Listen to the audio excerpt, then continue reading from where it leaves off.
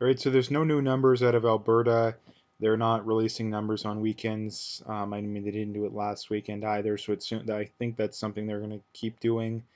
Um, a lot of the other provinces didn't release numbers either. Ontario, I think, did, and they actually were pretty good. They were at like 120 or so, so pretty good numbers out of Ontario. Again, they're the province that was the hardest hit, or at the very least, recently they've been having the most cases. So given the fact that they're doing well, it's probably good to know that the rest of Canada is doing well. And again, none of the other provinces were really doing all that bad before either. Like, I mean, Alberta has a slight uptick, but over the last month or so, we've literally went up by like 100 active cases. So that's like, you know, 3, 4 a day. Like that's nothing at all to be worried about.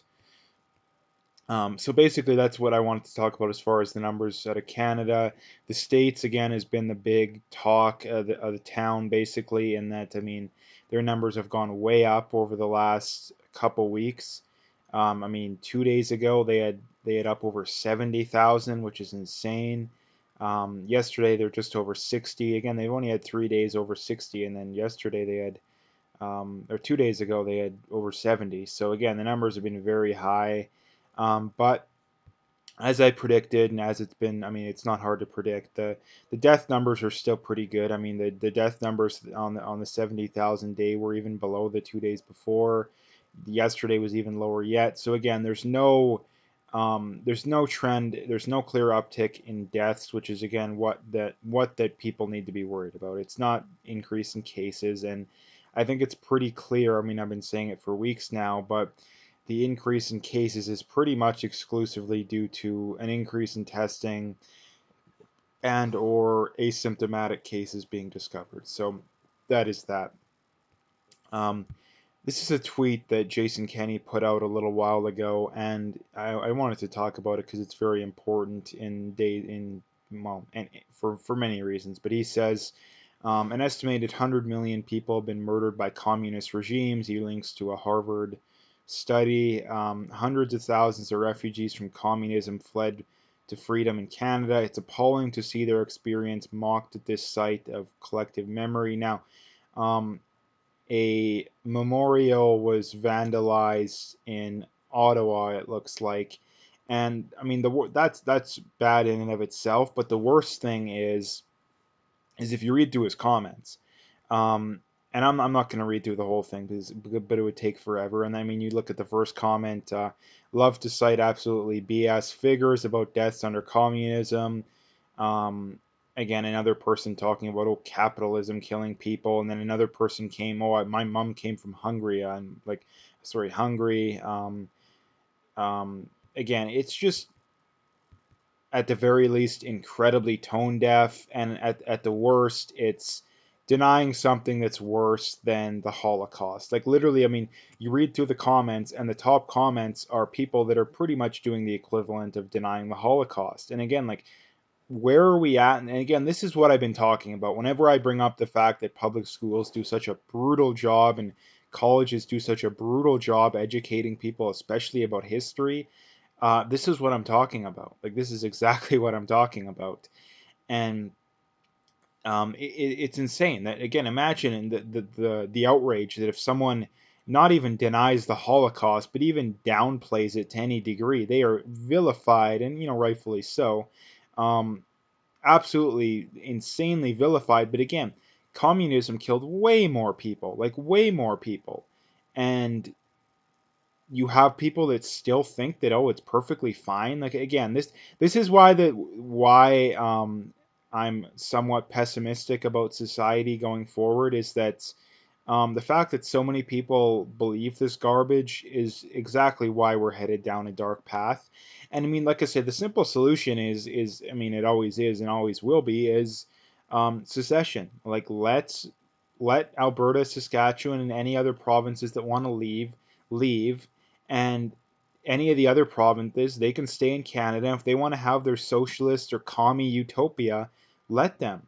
And this is the exact reason why you know that these people are just 100% just being disingenuous, in that if they actually believed what they believed, they would be perfectly fine with that.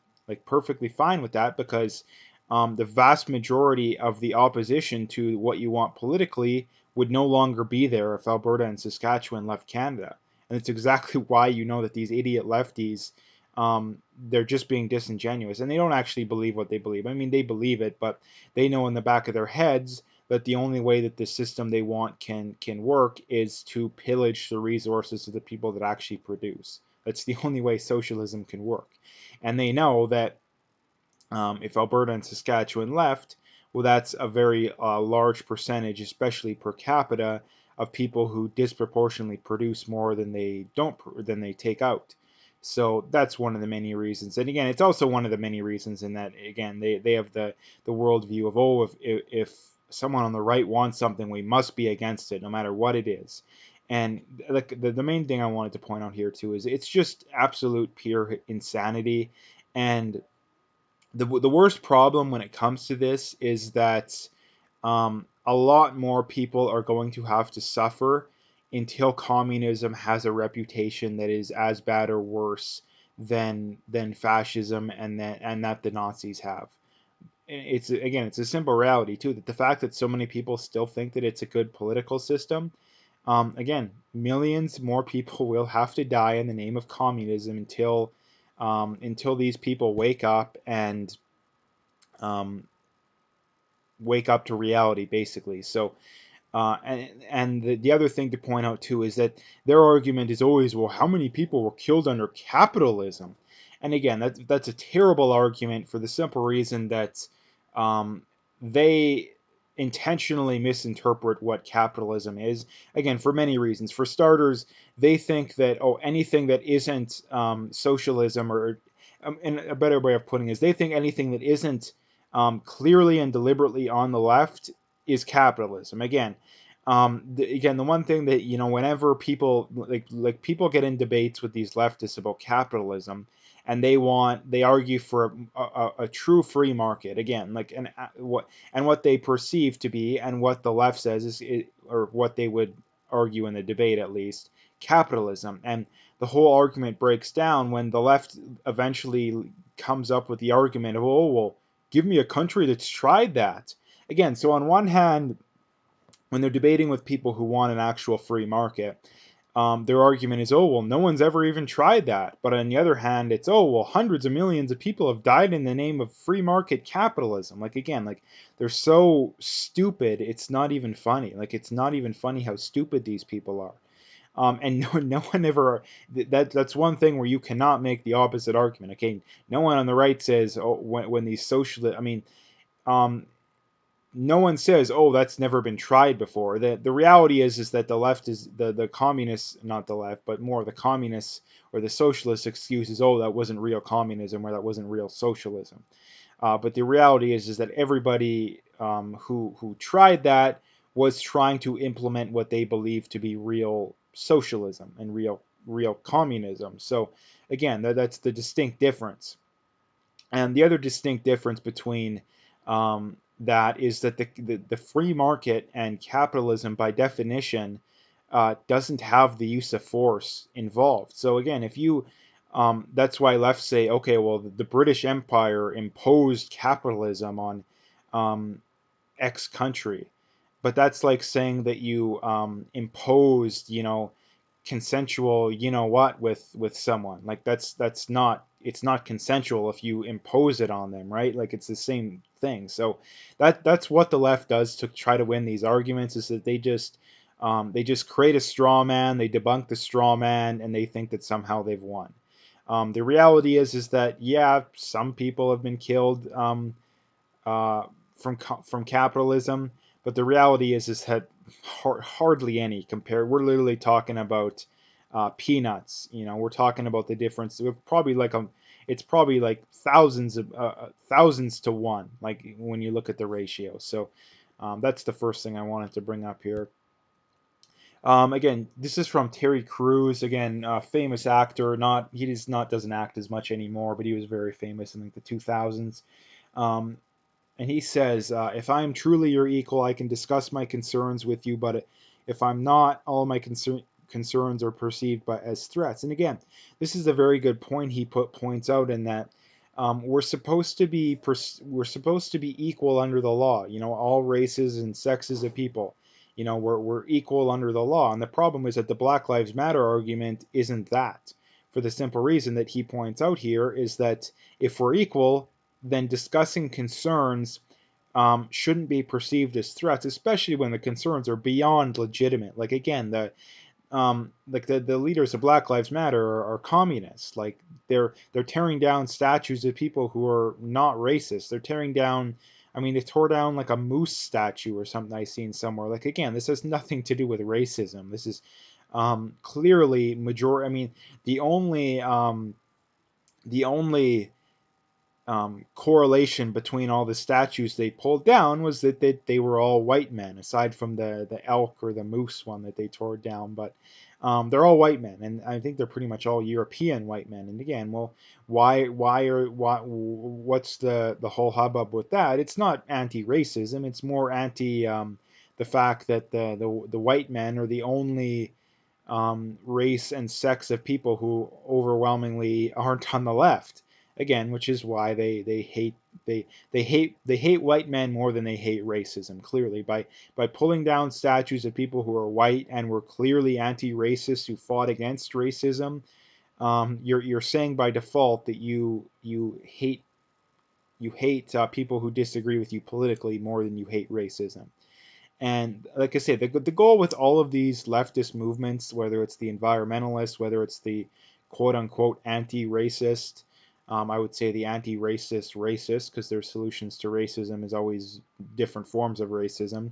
But the goal with these leftist movements is always socialism. It's always to move further to the left, and the reason why I oppose it so heavily is that we'll end up with communism, because it always is, because when you have these leftist movements and eventually they don't work out, and rather than admitting that they're wrong and that they didn't work out, they always perceive it as that they didn't go far enough. Again, that's why communism killed so many more people than the far right. I mean, even though the Nazis weren't far right, even though like when you look at these right wing groups, they don't kill nearly as many people, because people on the right are much more willing to look themselves in the mirror and be like, hey, we were wrong about that. We were wrong about that. I mean, look at Justin Trudeau. The guy can commit scandal after scandal and blackface multiple times and all this garbage, but does that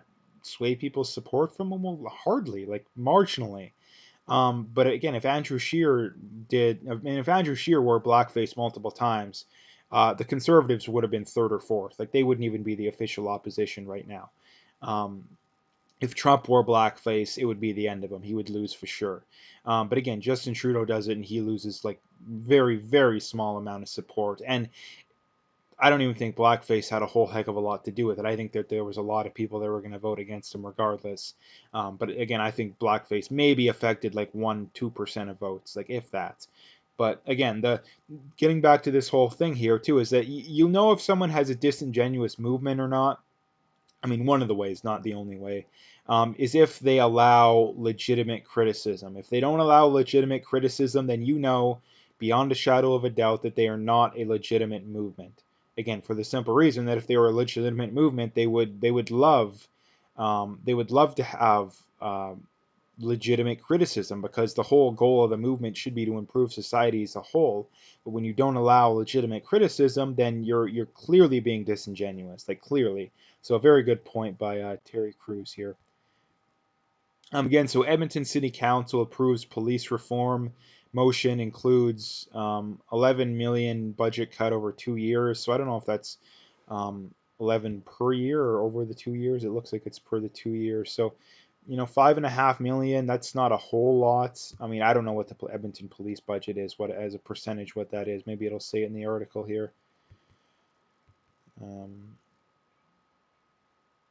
Okay, so it's a 3% budget cut, so that's not that much. I mean, I definitely believe that 3% could be cut and them still function to as high of a level as they're functioning. The problem is that, like I've been saying all along, is that this whole defunding the police thing isn't going to fix the problem that these lefties and Black Lives Matter are trying to fix, because they're not admitting the real cause of the problem. The real cause of the problem of the black community is the welfare state, basically, and the remnants thereof. The kids growing up without parents, the fact that there's no incentive to work, which just um, genetically makes the next generation a whole heck of a lot more likely to end up in the same situations. You have, again, the boys tend to end up committing crimes and, again, not having kids with someone and not sticking around, and the women do the same thing. They much more likely to have kids that with guys that don't stick around, and the problem just continues to fester and to fester and to fester. And the reason why no one wants to admit what the real problem is that, I mean, that's the way the left gets elected. Like the left gets elected by promising people free stuff, or more free stuff. Again, if there was no free stuff, if there was no welfare state, no free health care, all that garbage, the left would absolutely get destroyed in elections, like absolutely and utterly destroyed. But because the government can um, promise near infinite amounts of free stuff to people, that's how they get elected. So again, that's how they get elected. And the reason that the right doesn't call it out is, number one, the right likes giving out free stuff to a degree as well, but it's not on the same. It's not nearly on the same scale. And the other thing too is that if the right called out the welfare state, they would be viciously attacked as being racist and sexist, and you want people to die and all this garbage. So again, that's why they don't do it. And again, it's insane that, I mean, for starters, I mean, I've said before, I'm for getting rid of the whole coercively funded government policing, but I'm not for getting rid of police in a true free market system. um, there still would be police. The difference is that they would be privately funded. Um, so basically, that, I mean, I don't want to get into it. It would take forever to describe exactly how it'll work. But the difference being is that if I would still support having police. And the problem too is that you can't just get rid of it all up in arm. Like these people that, again, it's the same thing with the leftists that want to just, like Greta Thunberg and the AOC and these idiots. Yeah, let's just get rid of fossil fuels overnight. Let's do it tomorrow if we could. But even if you here, I mean, there's two problems with that. Number one, even if you wanted to go 100% green, you couldn't do it even within the next decade. I highly doubt that it would be possible. Again, the environmentalists will tell you differently, but there's no evidence to back that up. And I mean, especially if you wanted to do it damn near overnight, which is what a lot of these people want to do. Like again, they're just insane. It's the same thing with the whole defund the police. That if these most of these Black Lives Matter crazies got their way, it would be, yep, police is gone overnight, and there would be chaos. There would be chaos. Not because a society can't function without government funded police, but because there would be no one who would step in to take their place. I mean, richer people would have privately funded security, but the laymen wouldn't. And the problem is that if you're going to get rid of the police in its current function, you need to have a transition period of at least a year or two. So privately funded security and police could pop up. Um, and that's the other thing when it comes to whole defunding the police. Again, the left likes to claim that they like to rail against the rich and the wealth gap and all this and privilege and all this garbage, but yet they're for a system to where if you defund the police, guess what's going to happen? The rich are still going to have private security. They're not going to suffer in any way, shape, or form. But the poor will because they have nothing. I mean, the police aren't very good to begin with. I mean, someone's robbing you, or someone breaks into your house, you call the police. You're lucky if it's going to take them 5-10 minutes to get there. If you're in the city, if you're in the country, it could be upwards of 30 minutes. Again, so the idea of you can call the police and they'll save you, but again, the police do serve as somewhat of a deterrent to crime. Um, Obviously there's a lot more to get into, but the whole defunding the police movement makes no sense, because what's going to happen is that the problem will only get worse. The problem will only get worse. And eventually I think what will happen too is that if it does go through, the left will try and ban private security. They'll try and ban private security because only the rich white people have private security, and private security is racist. Like again, that's what they'll say. Again, so anybody who's upper middle class or upper rich, I don't think you're out of the woods, because they'll. I mean, look what they did to that couple that was defending their family. Again, you defend yourself against the mob, they'll come after you, even if it's perfectly legitimate. So, yeah, it's not going to go over well. I mean, I don't think this will have a massive impact. The problem is I've seen some of these police departments that have had bigger budget cuts. They're literally getting rid of whole, like sexual assault units and stuff like that. Like, again, like crime will go up if this stuff goes through. And again, the reason why it'll only get worse is the left and these Black Lives Matter idiots will be, oh, it's because of racism, not because of you got rid of the police. And it's the same stuff with you look at these stores too, like Target and whatnot. Like, why in the world would you want to open up a store in one of these predominantly black neighborhoods now? Like, especially in the States. And what's going to happen is that studies are going to, the left is going to come, oh, studies show that, black people have to drive further and pay more for um, groceries and to buy supplies and all this. Well, yeah, it's because you idiots destroyed all the stores in your area and no one wants to open up a store in your area. Like, again, it's not that I don't think Black Lives Matter. Again, people twist it as if you disagree in any way, shape, or form, you're a racist. No, what I'm saying is that the solutions to the problem that they're perceiving are only going to make it worse, and they're going to blame people like me, even though I was saying all along I was coming up with far better solutions to their problems. Again, so that's why I talk about this so much. The last thing I wanted to bring up here is from Dr. David Samadi. He says, so if you get tested for the virus 3 times and are positive all 3 times, should it count as 1 positive or 3 positive? This is important to consider when you hear these huge numbers. Now, I'm not 100% sure, but I'm guessing that if you test positive multiple times, that every one is counted as an individual positive test. I mean, I'd be very confident in saying that, but I'm not 100% sure.